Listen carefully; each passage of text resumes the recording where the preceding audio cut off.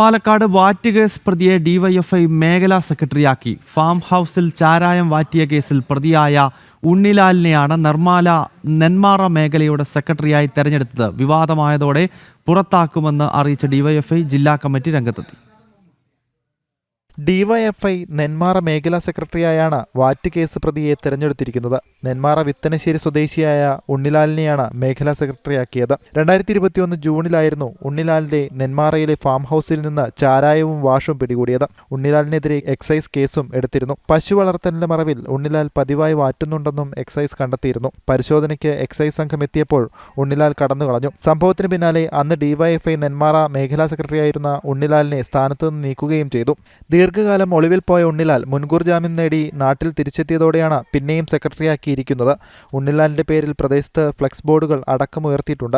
വാർത്താമാധ്യമങ്ങൾ report ചെയ്തതോടെ CPM ജില്ലാ committee ഉണ്ണിലാലിനെ വീണ്ടും തിരഞ്ഞെടുത്ത സാഹചര്യം പരിശോധിക്കുന്നുണ്ടെന്നും ഉടൻ പുറത്താക്കുമെന്നും പറഞ്ഞു. ഉണ്ണിലാൽ പ്രതിയെന്ന് കോടതി വിധിച്ചില്ലല്ലോ എന്നായിരുന്നു ഡിവൈഎഫ്ഐ പ്രാദേശിക നേതൃത്വത്തിന്റെ നേരത്തെയുള്ള ന്യായീകരണം. ജനം, പാലക്കാട്.